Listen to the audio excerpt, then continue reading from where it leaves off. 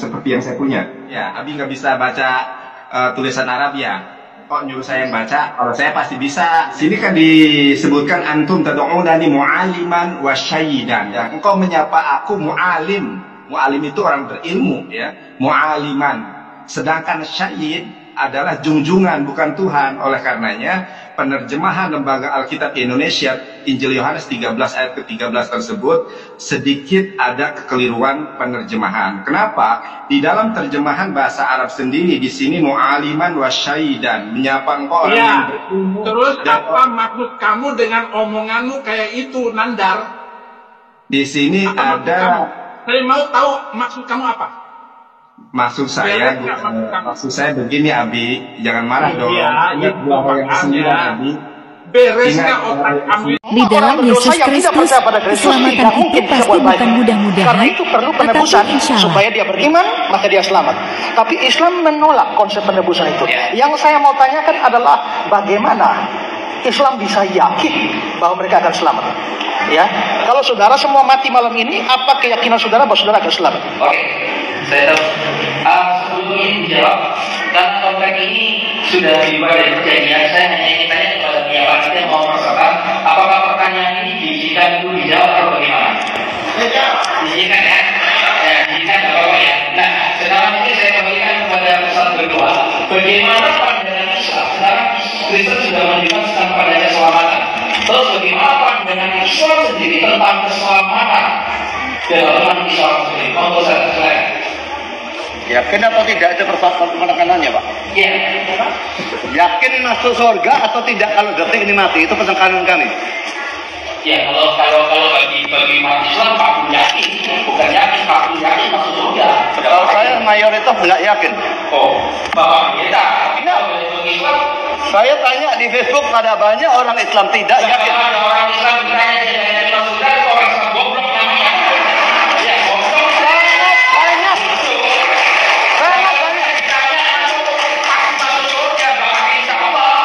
Aku yakin istimewa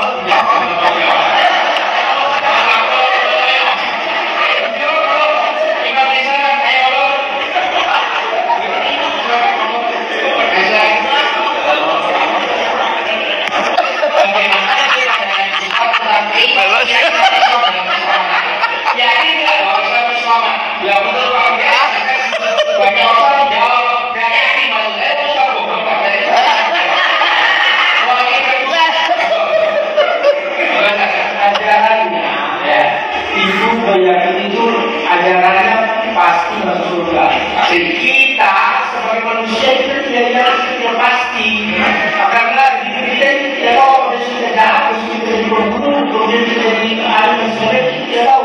Tapi ada Islam pasti masuk ya, pasti. Kau yang kita.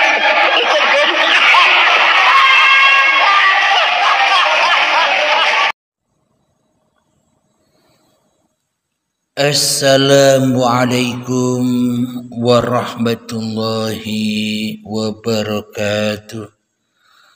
Bismillahirrahmanirrahim. Ashhadu an la ilaha illallah wa ashhadu anna Muhammadar Rasulullah. Allahumma sholli ala sayyidina Muhammad wa ala ali sayyidina Muhammad. Rabbis rahli sadri wa yassir li amri wahlul 'uqdatam min lisani yafqahu qawli. Amin. Bismillahirrahmanirrahim. Salam hormatku, salam ta'zimku selalu kepada para sahabat-sahabatku tercinta, baik yang ada di dalam ataupun yang ada di luar negeri. Semoga kita semua senantiasa di dalam rahmatullah almarhum. Amin ya rabbal alamin. Pada surat subuh ini kita akan mengunggah, mengakui kegawatan hati kita masing-masing Jangan kita cari tahu kegawatan hati orang-orang yang selain kita. Apa yang menjadi gawat di dalam masing-masing hati kita? Ternyata kegawatan yang ada pada setiap diri manusia adalah gawat. Setiap manusia telah menjadi murtadin dari agamanya. Menurut pemahaman manusia, yang dikatakan murtadin itu yakni orang-orang Islam yang keluar dari agama Islamnya. Orang-orang Nasrani yang keluar dari agama Nasraninya. Orang-orang Yahudi yang keluar dari agama keyahudiannya.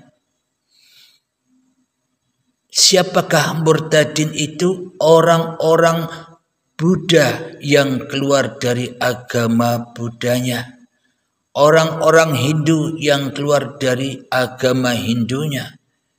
Itu semua yang dimaksud dengan murtadin di sisi hayalan manusia, di sisi pandangan manusia, di sisi kepahaman manusia, di sisi Tuhan yang bernama manusia. Karena Tuhannya setiap diri manusia itu ya nama pribadi diri manusianya sendiri yang paling akbar yang ada di dalam hatinya, yang paling wujud di dalam hatinya, yang paling hidup di dalam hatinya. Inilah Tuhan manusia yang mengaku-aku dirinya telah menjadi Tuhan, yang merampas hak cipta kehidupan dan badan ini.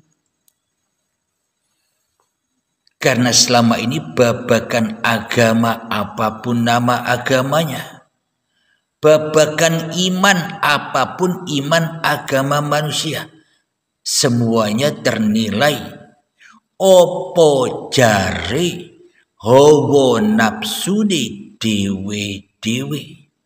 Manusia mengembalikan nilai-nilai agama-agama yang dipeluknya sesuai hawa nafsu manusianya, karena yang jadi Tuhan masih manusianya, karena yang disembah masih manusianya. Inilah manusia nyembah manusia.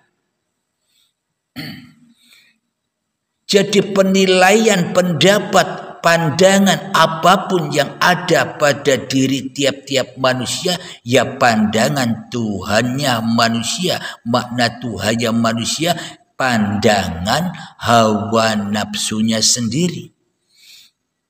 Karena itulah saya sebutkan bahwa pandangan semua itu hanyalah pandangan hayalan. Murtadin yang hayalan. Akan tetapi murtadin yang sebenar-benarnya, murtadin di sisi Allah itu yang bagaimana? Katanya kita beragama, baik agama Islam, baik agama Nasrani, baik agama Yahudi, Majusi, Sabi'in, Hindu, Buddha, mestinya semua pendapat, semua hukum di atas pendapat dan hukum Tuhannya. Mestinya demikian menghukumi diri manusianya. Jangan kita menghukumi orang lain, sementara diri kita tetap terhukum di sisi Tuhan. Selama ini kita sok merasa yang paling benar pendapatnya di dalam hatinya, ya termasuk saya. Kita merasa paling benar sendiri di dalam memeluk agama. Bagi orang Islam merasa paling benar, merasa paling mulia apa agama yang dianutnya. Saudara kita Nasrani pun juga demikian, merasa paling benar dengan kitab-kitab yang dianutnya. Orang Yahudi, Majusi, Sabi'in, Hindu, Buddha pun masing-masing manusia merasa paling benar dengan pilihan agama-agama nama yang dianutnya. Alhamdulillahirabbil alamin. Karena itulah manusia menjadi Tuhan di dalam setiap diri manusianya dan memeluk masing-masing agama hawa nafsunya. Islamnya agama hawa nafsunya, Nasrani agama hawa nafsunya, Yahudi agama hawa nafsunya, yang Kristen agama hawa nafsunya, Hindu, Buddha agama hawa nafsunya. Ketika masih ada nama-nama agama yang ada di dalam hati kita, agama yang kita peluk, agama yang dimasuki oleh hawa nafsu yang merasa benar sendiri ini, inilah yang dimaksud agama-agama hawa nafsu. Kenapa saya katakan agama hawa nafsu? Selagi dirimu yang paling wujud di dalam hatimu, selagi dirimu yang paling hidup di dalam hatimu, selagi dirimu merasa yang paling berkuasa atas dirimu di hatimu, maka agama apapun yang Anda peluk, entah Islam, Nasrani, Yahudi, Majusi, Kristen, Hindu, Buddha, Konghucu dan sebagainya, semua hanyalah agama-agama hawa nafsune dewe. Lalu agama yang benar itu yang bagaimana? Dikatakan agama itu keyakinan, kepercayaan, akidah tiap-tiap diri manusianya. Jadi agama yang paling benar itu agama yang mana? Agama itu kan babakan ketuhanan. Maka sia-sia saja kita membicarakan, sia-sia saja kita berdebat-debat tentang pembelaan kita terhadap agama-agama nama yang selama ini kita peluk, sementara kita tidak tahu Tuhan yang sebenar-benarnya Tuhan. Percuma saja dan sia-sia saja apa yang kita bela, apa yang kita perdebatkan. Akan tetapi yang kita bela dan yang kita perdebatkan ternyata agamanya iblis, agamanya hawa nafsu. Jadi agama itu adalah babakan urusan ketuhanan. Percuma saja kita mengaku Muslim, mengaku Nasrani, mengaku Kristen, mengaku Yahudi, mengaku Majusi, mengaku Hindu, mengaku Buddha, Konghucu. Tapi yang jadi Tuhan, yang memegang kerajaan singgasana di dalam hati kita masing-masing, masih nama, masih diri kita sendiri. Berarti beragamanya selama ini kan sia-sia. Kenapa? Karena sebenarnya kita selama ini telah menjadi murtadin di sisi Sang Pencipta. Jangan takut, ya termasuk saya. Aku ini juga murtadin sama dengan Anda semua sahabatku. Saya bicara begini ini bukannya saya membela diri saya sendiri. Akan tetapi sebaliknya saya membuka penyakit-penyakit diri saya yang selama ini saya tutup-tutupi. Saya memaparkan pemaparan uripe Allah ini supaya borok hati Abdul Halim ini gamblang, bisa dilihat, bisa diketahui dengan jelas apa kesalahan di dalam kehidupan Abdul Halim selama ini. Agar apa? Agar Abdul Halim, agar kita semua umat manusia mau membela agama Tuhannya, Tuhan yang benar-benar, Tuhan yang telah menciptakan kita. Selama ini kan Abdul Halim ini selalu membela Tuhan tuh Abdul Halimnya di dalam hatinya daripada membela Tuhannya, karena Abdul Halimnya di dalam hatinya merasa sok jadi Tuhan, akhirnya menjadi hantu bergentayangan hidup di dunia ini dan disiksa hatinya dengan perkara-perkara dunia. Kenapa? Karena tidak bisa pulang ke tempat asalnya, karena tidak pulang ke tempat Tuhannya, karena tidak bisa pulang kemana ia berasal. Akhirnya digodok, disiksa, diazab di dalam neraka.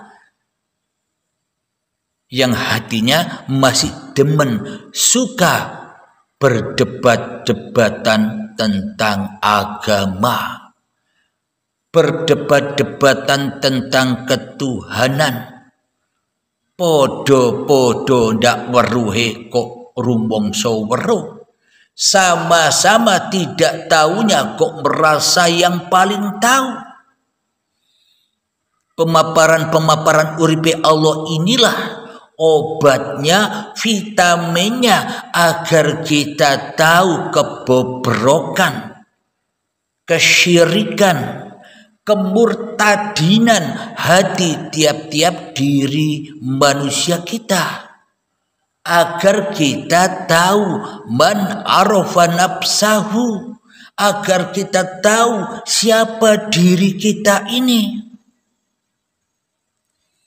Kita selama ini kepada diri kita saja tidak tahu, kok kita merasa paling tahu Tuhan, kok kita merasa paling makrifat di dalam hati kita. Memang benar, kita merasa paling makrifat di dalam hati kita. Makrifat kepada siapa? Makrifat kepada hawa nafsunya sendiri yang sok mengenal Tuhan.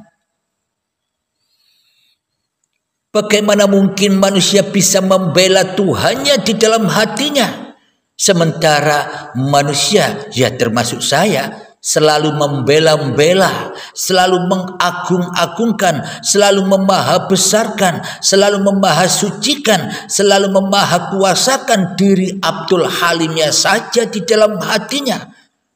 Apakah begitu Abdul Halim membela agama Tuhannya? Dusta, bohong. Kecuali Abdul Halim hanya membela kepahaman Abdul Halimnya sendiri di dalam hatinya. Karena Abdul Halimnya tak tahu siapa dirinya. Yang diketahui hanyalah hayalan-hayalan Abdul Halimnya. Yang diketahui, yang disembah hanyalah hayalan-hayalan wujud yang ada di luar diri Abdul Halimnya. Nyembah uang, nyembah harta, nyembah pangkat, nyembah jabatan, nyembah julukan, nyembah ilmu, nyembah amal, nyembah sholati dewi, nyembah sholawat, nyembah Tuhan tuh yang palsu, yang mana di dalam hati kita masih wujud Abdul Halimnya. Inilah Abdul Halim yang murtad itu.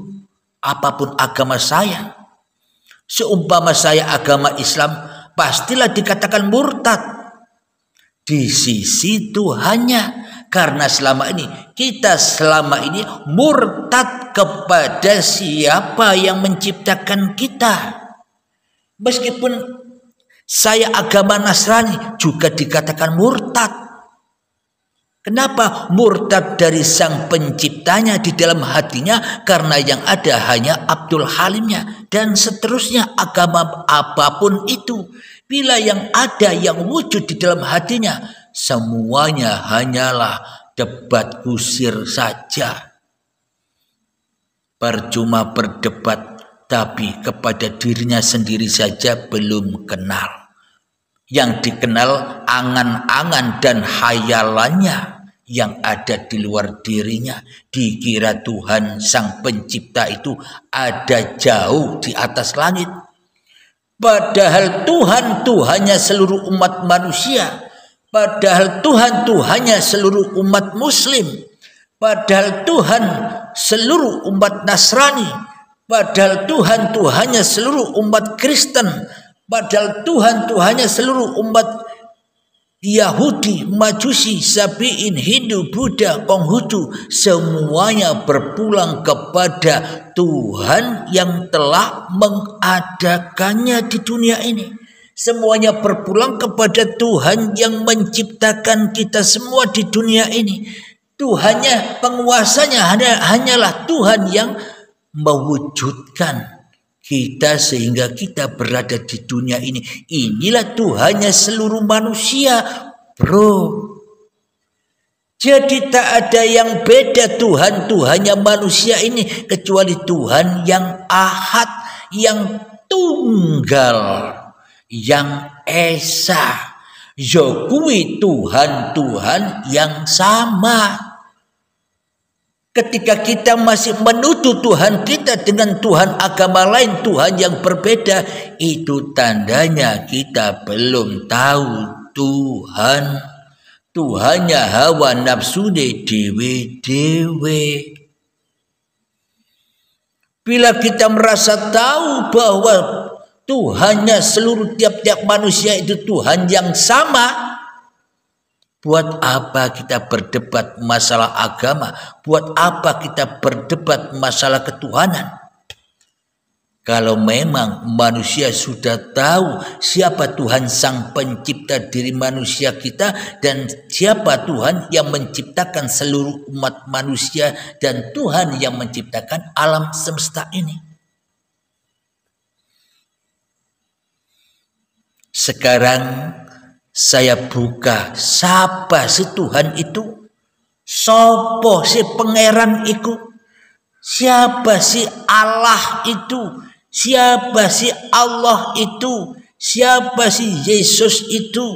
Siapa si Bapa itu? Siapa si Romo itu? Siapa si Gusti itu? Siapa si Sang Hyang Widi itu?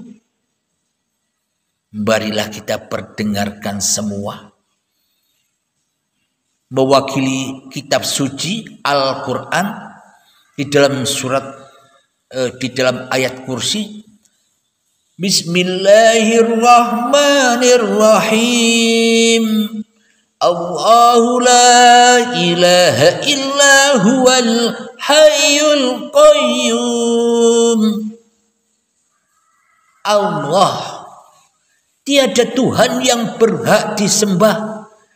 Dialah hidup yang kekal lagi mengurusi ciptaannya.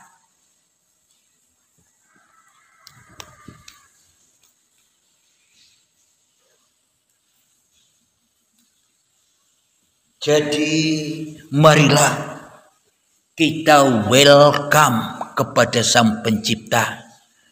Marilah kita buka kebobrokan-kebobrokan, kebodohan-kebodohan, kesalahan-kesalahan, dosa-dosa yang kita lakukan selama ini supaya dihapus oleh Tuhan. Supaya kita memahami siapa Tuhan. Jadi marilah kita simak bersama, wahai sahabat-sahabatku, seluruh umat manusia. Jadi yang dikatakan Allah, Gusti Yesus Sang Yang Widi, maknanya siapapun nama-nama Tuhan yang Anda peluk, semua itu kan merujuk kepada rujukan yang satu, yakni Sang Maha Pencipta. Nama-nama apapun Tuhan-Tuhan ada, yang penting ketemu rujukan asal-usul Tuhan yang menciptakan diri manusia kita, yakni pulang kampung kepada siapa yang mengadakan kita di dunia ini, yakni Tuhan yang Esa, Tuhan yang sama, Tuhan yang satu. Siapakah Dia? Hidup yang menghidupi diri kita, inilah Tuhan Sang Pencipta itu. Hidup yang menghidupi seluruh umat manusia, inilah Tuhannya seluruh manusia. Hidup yang membuat kita semua bisa menyaksikan segala sesuatu di alam semesta, inilah Tuhannya manusia. Tuhan yang menciptakan keberadaan wujud-wujud diri manusia kita, inilah yang merawat diri manusianya sejak dari tanah sampai menjadi tumbuhan, buah-buahan, sayuran, padi, hingga dimakan kedua orang tua kita menjadi sperma, sel telur menjadi gumpalan darah, gumpalan daging menjadi janin dan menjadi bayi yang suci. Itulah yang menjaga, yang merawat, yang mencipta, yang menjadikan cikal bakal adanya kita di dunia ini. Inilah Tuhanmu, Tuhanku, Tuhan seluruh alam semesta. Yakni hidup yang sudah lama kita akui sebagai hidup kita, itu loh Tuhanmu. Ketika aku Abdul Halim, ketika Anda, nama siapapun diri Anda, masih mengaku-akui bahwa hidup ini hidup Anda, hidup ini hidup Abdul Halimnya, inilah yang dimaksud hakikat sejati-jatinya orang murtadin, orang yang murtad kepada penciptanya, orang yang lepas kendali penciptanya, orang yang memusuhi penciptanya, orang yang mengadakan kerajaan-kerajaan pribadi-pribadi hawa nafsunya di dalam hatinya. Inilah yang dimaksud murtadin di sisi Tuhan. Yang kita perdebat-debatkan selama ini kan murtadin hayalan. Murtadin ala Tuhan hawa nafsune dewe-dewe. Akhirnya manusia ketika datang detik-detik akil balik, itulah awal mulanya manusia menjadi murtad kepada Tuhannya, makan buah larangan, yakni buah-buah pengakuan diri bahwa hidup ini hidupku, bahwa badan ini badanku, lantas semuanya diaku-akui sebagai milik manusianya. Inilah lambang manusia diciptakan lalu dimatikan. Mati apanya? Mati hatinya. Bismillahirrahmanirrahim. Kullu nafsin dha'iqatul maut. Setiap yang bernyawa pasti akan kedatangan kematian. Makna yang terpendam di dalam ayat ini, setiap manusia yang merasa bahwa hidup ini hidup manusianya, itulah mayit, itulah orang mati, orang yang diazab di dalam panasnya neraka. Jadi orang mati di sisi manusia, versi pemahaman manusia, versi pemahaman hawa nafsu, versi agamanya hawa nafsu menilai bahwa kematian itu matinya badan-badannya. Akan tetapi agama yang sebenar-benarnya agama sang pencipta manusianya, agama Tuhan, yang dimaksud mati itu ketika kita sama-sama jadi murtadin, itulah hati yang mati. Mati jiwanya, mati kesadarannya, hingga jadi hatinya melebihi dari keras-kerasnya batu. Itulah api neraka itu. Jadi nerakanya sudah ada apa besok, terserah Anda yang memahaminya. Karena selama ini sejak detik-detik akil balik sampai setua ini selalu dan selalu jadi murtadin, yang mana kita tidak rela, kita tidak ridho. Ada orang yang mengobok-ngobok borok-borok kita. Ada orang yang mengobok-ngobok dosa-dosa kita. Ada orang yang mengobok-ngobok kesalahan kita. Kita selama ini tidak terima. Kenapa kita selama ini hanya memilih Tuhan hawa nafsu kita sendiri daripada Tuhannya pencipta hawa nafsu? Maka dari itu selamanya kita tidak tahu diri kita sendiri. Bagaimana mungkin kita bisa mengenal Tuhan? Kepada diri kita saja kita melindungi, kepada diri kita saja kita mengayomi, kepada diri kita saja kita selalu membela mati-matian harga diri manusia kita. Memang ada harganya. Tak ada harganya diri manusia ini di mata Tuhannya. Kenapa? Karena masih murtadin. Maka dengan jalan baiat itulah manusia-manusia kembali memeluk agama Tuhan yang menciptakan dirinya, agar hatinya selamat kembali seperti sedia kala hatinya condong selamat pergi rojiun kepada Tuhannya, seperti bayi dulu. Bila sudah menjadi murtadin, apakah mungkin manusia itu masuk Islam sendiri, baiat sendiri dengan rasa kepahaman yang ada di dalam hatinya? Ora bisa. Harus ada yang syahadat dan yang mensyahadati. Harus ada penyaksi kembalinya kita ke jalan Tuhan. Ora bisa baiat dewe. Bila itu pemahaman Anda, ya silahkan, tidak ada paksaan. Itu jalan pilihan Anda masing-masing. Makna kembali ke jalan Tuhan yang telah menciptakan kita itu sudah diabadikan di dalam kitab suci Al-Quran. Bismillahirrahmanirrahim. Inna dina indallahil Islam.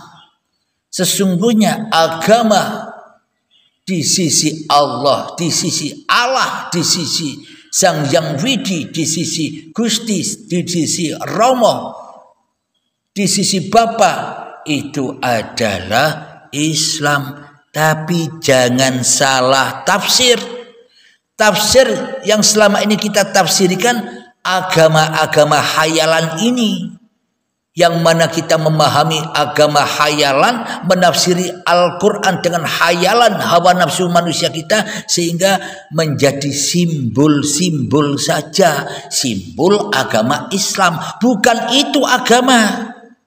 Islam bukan agama. Islam hanya simbol agama. Apa agama yang sebenarnya? Ketika hatiku Abdul Halim, ketika hati Anda, siapapun nama Anda, sudah terselamatkan dari hawa nafsu diri Anda sendiri, itulah agama. Ketika hati kita rela, ridho, kembali kepada Sang Pencipta, itulah Islam itu.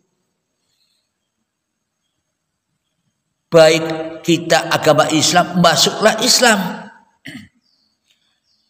Ya ayyuhalladzina amanu udkhulu fis-silmi kaffah.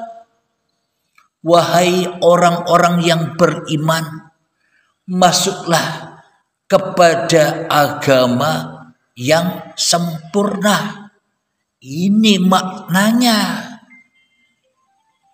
Supaya kita kembali kepada agama kita yang asli, yakni agama yang mana manusianya rela, ridho kembali kepada pemilik manusianya. Seperti wayang yang rela, ridho diperjalankan, disetatuskan sebagai tokoh apa saja oleh dalangnya. Inilah agama Tuhan itu. Selagi diri manusia kita masih wujud, masih ada melebihi wujud adanya Tuhan, maka selamanya kita menjadi murtadinnya Tuhan, yakni orang-orang yang tersesat, yang masuk, sudah lama masuk ke dalam nerakanya Allah, bukan nerakanya manusia yang besok. Besok surga neraka itu kan surga nerakanya manusia, surga neraka hayalan, karena agamanya agama hayalan. Tapi surga dan nerakanya Tuhan yang menciptakan manusia, ya terjadinya saat ini ketika manusianya sudah menyadari siapa Tuhannya, maka akan sadar, oh ternyata surga dan neraka itu ada di dalam kenyataan Tuhan. Bukan surga dan neraka versinya Tuhan hawa nafsu, Tuhan hayalan, Tuhan murtadin. Mari kita unggah di dalam surat Al-Baqarah ayat yang ke-217. Langsung saya baca artinya biar tidak panjang-panjang. Artinya, barang siapa yang murtad di antara kamu dari agamanya, lalu dia mati dalam kekafiran, maka mereka itulah yang sia-sia amalannya di dunia dan di akhirat. Dan mereka itulah penghuni neraka, mereka kekal di dalamnya. Subhanallah. Maha suci Allah, ternyata pemaparan-pemaparan di kajian Uripi Allah ini sudah berlaku. Maka dari itu bila manusianya tidak kembali kepada agama Tuhan Sang Penciptanya, maka batal semua ayat-ayat suci, batal semua kitab-kitab suci yang diyakininya, karena manusia tidak sadar terhadap kesucian manusianya. Manusia itu suci, bro. Bila manusianya kembali kepada yang maha suci. Akan tetapi bagaimana mungkin manusia itu suci, sementara yang dipertuhankan di dalam hatinya masih dirinya sendiri. Itulah murtadin itu. Ya seperti Abdul Halim, inilah murtadin itu. Maka kita harus berani mengobok-obok berhala-berhala yang ada di dalam tiap diri kita. Kita harus berani menampakkan dosa-dosa. Kita harus berani menyatakan bobrok-bobrok, borok-boroknya hati kita sendiri. Agar apa? Agar disucikan oleh Tuhan. Bila kita tidak menampakkan kemurtadinan, kebobrokan, dosa-dosa, bila kita melindungi, menutupi dosa-dosa kita, kesalahan-kesalahan kita dengan hawa nafsu kita, ya mana mungkin Allah mau mensucikan diri kita. Wong kita saja tidak pernah rela, tidak pernah ridho bahwa Allah, bahwa Bapa, bahwa Sang Yang Widi itu Tuhan. Kecuali nama-nama kita sendiri di dalam hati kita yang jadi Tuhan. Mana mungkin kita bisa sembunyikan bobrok kita, mana mungkin kita bisa sembunyikan dosa kita, mana mungkin kita bisa menyembunyikan kesalahan-kesalahan kita dari diri kita sendiri. Menghayal, bro. Allah Maha tahu apa yang ada di setiap diri manusia. Allah Maha tahu kebobrokan manusia. Bila manusianya tidak mengakui di dalam hatinya bahwa manusianya selama ini jadi murtadinya Tuhan, bila manusianya belum berani mengakui kebobrokan luka-luka hatinya, bila manusianya belum berani mengakui kesalahan-kesalahannya, maka selamanya manusia akan tinggal di dalam nerakanya Tuhan, menjadi penghuni neraka dunia akhiratnya. Tidak selamat, mereka kekal di dalamnya sampai kapan? Sampai ketemu baiat paksa atau baiat sukarela. Apa baiat paksa itu? Baiat paksa itu mahal, semahal harta-harta Anda, semahal ilmu-ilmu Anda, semahal kepintaran Anda, semahal kecerdasan Anda, semahal apapun yang Anda miliki, bahkan semahal hidup dan badan Anda. Kenapa kok mahal? Karena Anda disiksa untuk meninggalkan semua itu saat baiatul akbar, saat detik-detik sakaratul maut. Nah, jadi baiat yang sekarang inilah maknanya kepahaman Anda, pengertian Anda digurukan. Jangan belajar sendiri, akhirnya ya digurui, akhirnya ya dimursidi oleh iblis dan setan. Karena kita merasa benar, merasa tahu, akhirnya ya tambah jadi murtadinya Allah. Kepahamannya hanya versi hayalan hawa nafsunya. Kepahamannya dirampas telak oleh awake dewe, sehingga tidak perlu mursyid, tidak perlu pembimbing, karena dirinya sudah menganggap dan mengaku bisa baiat sendiri, bisa pulang sendiri tanpa yang mengantar ke dalam kuburan. Jadi baiat ini kita bimbingkan kepahaman-kepahaman kita kepada guru pembimbing kita, supaya apa? Supaya tidak salah paham memahami paparan uripe Allah ini. Paparan-paparan yang ada di dalam uripe Allah ini masih kulitnya, bro, kulit. Paham kulit.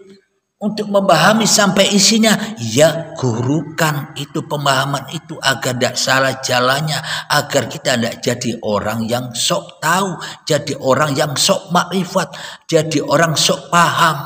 Karena kepahamanmu itu, kepahaman kita, makrifat kita harus masih diputus lewat pintu baiat agar tidak jadi murtadin lagi yang sok makrifat. Supaya apa? Supaya kita tidak makrifat lagi. Biar Allah saja yang makrifat. Biar Tuhan saja yang makrifat. Biar Allah saja yang tahu diri kita dan tahu diri zatnya sendiri.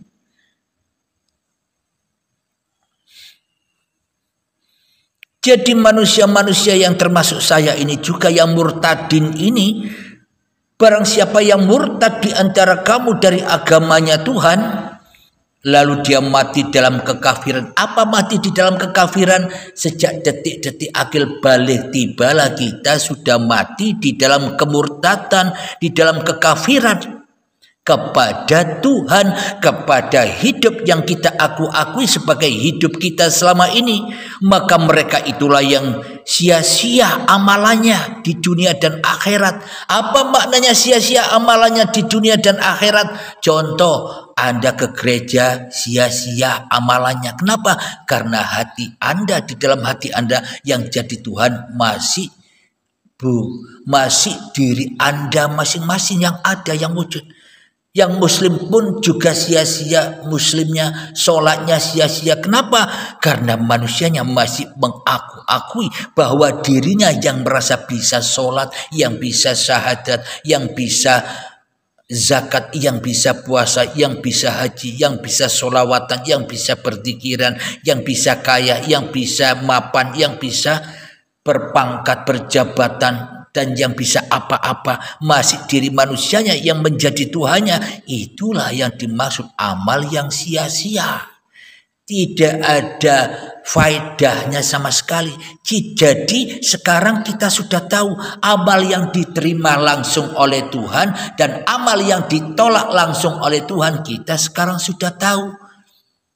Ketika masih diri kita yang menjadi Tuhan, yang kita merasa paling bisa mengerjakan amal-amal yang kita lakukan, itulah amal-amal yang sia-sia, amal yang pulangnya rojiunnya kepada linafs, li Abdul Halim, li nama-nama Anda semua.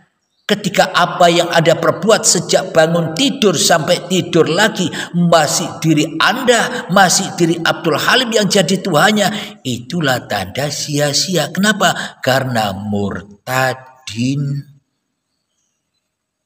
Bagaimana agar tidak sia-sia? Ya, masuklah agamanya Allah. Tanggalkan seluruh kemanusiaanmu, tanggalkan seluruh apa-apa yang menjadi hak milikmu di hatimu. Ya harus ada yang menanggalkan, ya harus ada yang membantu memenangkan peperangan. Ora bisa menang dewi. Kalah terus. Bila belajar sendiri, perang terus, kalah terus, hening terus, kalah terus. Semuanya masih manusianya yang melakukan itu semua. Tidak akan pernah bebas manusianya dari diri manusianya selagi manusianya masih jadi Tuhan. Jadi yang dimaksud amal dunia akhirat itu apa? Ketika kita sholat di dunia, pergerakan badan ini diaku-akui. Akhir pulang sholat ini kepada hawa nafsu iblis kita. Itulah ketidakselamatan dunia dan akhirat. Sholatnya sia-sia. Itu yang dimaksud sia-sia amalannya di dunia dan di akhirat. Kerjanya sia-sia. Kenapa? Karena manusianya yang mentuhaninya. Itulah akhirat manusia. Pulang dinas.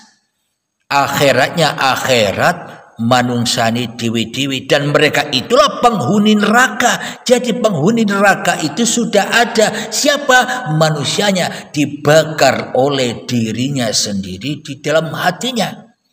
Bila kita hijrah pulang kepada Tuhan yang menciptakan diri manusia, maka ya kita harus rela melepaskan belenggu-belenggu satu-satu, bobrok-bobrok, borok-borok dosa-dosa yang selama ini kita bangga-banggakan harus dilepas. Sulit melepasnya tanpa dibimbingkan kepada guru yang sudah di situ. Belajar sendiri ya akhirnya salah jalan, tambah jauh, tidak tambah dekat, tambah jauh. Akhirnya manusianya tambah makrifat. Padahal tujuan berbaiat itu, tujuan mati itu supaya manusianya tidak sok jago lagi. Sudah tidak jadi Tuhan lagi yang merasa yang paling bisa jaga-jaga Tuhan. Tuhan kok dijaga? Mestinya kita yang dijaga Tuhan. Jadi tujuan berbaiat, tujuan mati sebelum mati supaya kita tidak capek-capek lagi perang. Perang kalah terus, hening kalah terus. Mereka kekal di dalamnya, masuk neraka kekal di dalamnya sampai kapan? Sampai datang waktu yang ditentukan. Kapan? Ketika di baiatul akbar, detik-detik syakaratul maut tiba, puncak-puncak dari siksaan manusia. Sampai datang kematiannya. disiksa terus jadi penghuni hawa nafsunya sendiri. Di dalam Al-Quran ditunjukkan hakikat nerakanya Allah sudah jelas, tapi nerakanya hawa nafsu besok, neraka hayalan, padahal nerakanya Allah sudah jelas. Di dalam Al-Quran, yaitu di surat At-Tahrim ayat yang ke-6. Bismillahirrahmanirrahim. Ya ayyuhalladzina amanu qu anfusakum wa ahlikum nara وقودها الناس والحجارة عليها ملائكة غلاظ شداد لا يعصون الله ما أمرهم ويفعلون ما يؤمرون, yang artinya, wahai orang-orang yang beriman, peliharalah, selamatkanlah dirimu dan keluargamu dari api neraka yang bahan bakarnya adalah manusia dan batu. Ketika diri manusia kita masih ada, itulah tanda batu yang keras melebihi kerasnya batu itu. Penjaganya malaikat-malaikat yang kasar dan keras. Apa maknanya? Rasa-rasa di dalam hati kita selalu panas. Panas dengan dunia, panas dengan yang dicinta-cintainya, panas dengan ilmu, panas dengan amal, panas dengan ibadah, panas dengan agama-agama hayalan-hayalannya. Dan keras yang tidak durhaka kepada Allah. Jadi rasa-rasa ini tidak durhaka kepada Allah. Maknanya apa? Bila tidak ada hidup, ya tidak ada rasa-rasa ini. Ini yang dimaksud, dan mereka tidak durhaka kepada Allah terhadap apa yang Dia perintahkan kepada mereka, dan selalu mengerjakan apa yang diperintahkan. Inilah malaikat-malaikat yang tidak diketahui manusia. Kenapa? Karena manusianya buta, manusianya masih menjadi murtadin, yang tidak kelihatan malaikatnya, kecuali manusia-manusia yang sudah menempuh jalan baiat kembali kepada ngersane Gustine. Alhamdulillahirabbil alamin. Semoga saya khususnya yang murtadin ini, semoga lekas-lekas disadarkan oleh Allah. Dan kita semua, sahabat-sahabatku, para pendengar, para penyimak Urip Allah pun demikian. Semoga Allah selalu menunjuki jalan kita kepada Allah, kepada Tuhan Sang Pencipta diri kita. Amin ya Rabbal Alamin. Akhirul kalam. Assalamualaikum warahmatullahi wabarakatuh.